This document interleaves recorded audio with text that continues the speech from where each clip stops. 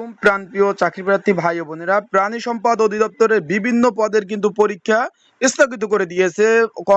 Computer operator থেকে driver পদ বিভিন্ন পদের কিন্তু পরীক্ষা, সেটার পরীক্ষা কিন্তু আগামীকাল হওয়ার কথা ছিল, সেটা স্থগিত হয়ে গেছে। এখন এটা কবে হবে আর সেটা কবে হতে পারে সেই সংক্রান্ত বিষয় আমি আজকে এই ভিডিওতে জানিয়ে দিব। তাই আপনারা যারা আমার ইউটিউব চ্যানেল নতুন অবশ্যই সাবস্ক্রাইব করবেন, যারা পুরনো আছেন লাইক বাটন ক্লিক করে একটি কমেন্টস বক্সে একটি কমেন্টস করবেন এবং ফেসবুক পেজ থেকে ভিডিও দেখলে অবশ্যই ফলো করে দিয়ে আপনাদের এটা শেয়ার করে অন্য ভাইদের দেখার সুযোগ করে দেবেন।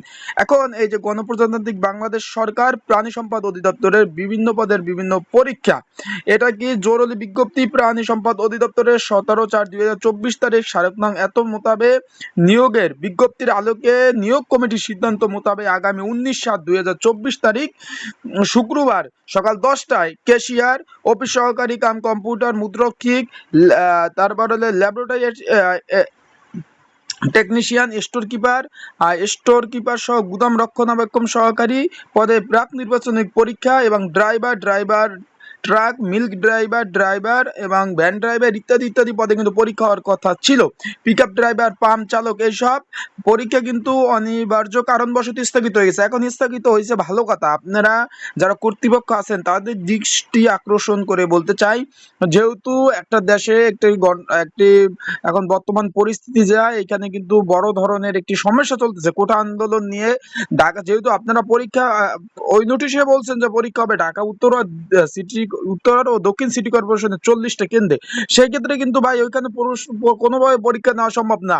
ঢাকা যেহেতু 15 থেকে 20টা দপ্তরের পরীক্ষা ছিল, 19 তারিখ ও 20 তারিখ শুক্র ও শনিবার প্রত্যেকটা দপ্তর কিন্তু একদিন আগে বা সকালে নোটিশ জারি করেছে পরীক্ষা স্থগিত হয়েছে। তাই আপনারা এত কালক্ষেপণ কেন করলেন সেটার জবাব দিতে হবে, কারণ পরীক্ষার্থীরা কিন্তু অবশ্যই কিন্তু তারা অনেকে টিকিট কাটছে, অনেকে ঢাকার দিকে রওনা হয়েছে, এখন আপনি স্থগিত করছেন। এখন এই যে তাদের একটা আর্থিক যে একটা ক্ষতি, এটা দায়ভার কে নেবে? এই যে আর্থিক যে একটা ক্ষতি, এটা দায়ভার কে নেবে, এটা আমার প্রশ্ন।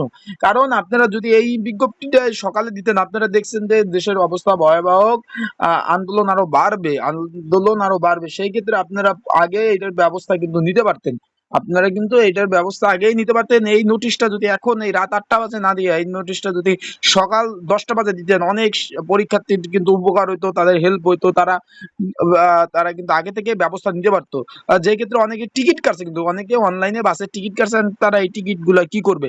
ঢাকাতে যে আসবে, অনেকে ঢাকার পথে ঢাকা আসবে, এখন বিভিন্ন জেরার মুখে কিন্তু পড়তে হবে। পুলিশ, তারপর আইন শৃঙ্খলা বাহিনী, যে তোমরা কেন আসতেছো, পরীক্ষা তো বন্ধ। তারা তো বুঝবে না যে নোটিশটা দিচ্ছে 8টা বাজে। তাই আপনারা এইগুলা একটু খেয়াল করবেন, যারা কর্তৃপক্ষ আছেন, যে একটু পরীক্ষা যদি বন্ধ হয় একটু আগে দেওয়ার, কারণ আমরা টাকা দিয়ে আবেদন করি। আমরা তো বিনা পয়সা আবেদন করি না। আমরা টাকা যখন দিচ্ছি তখন 300 টাকা করে আমাদের পরীক্ষা ফি নিয়ে 300 টাকা খরচে এটা মেসেজ দিলে কি হয়? সবাই ভালো থাকেন, সুস্থ থাকেন। পরীক্ষা স্থগিত হয়ে গেছে, পরবর্তীতে কিন্তু পরীক্ষা হবে, সেই বিষয়ে আপডেট পাওয়া পর্যন্ত আপনাদের জানিয়ে দেওয়ার চেষ্টা করবো। আসসালামু আলাইকুম।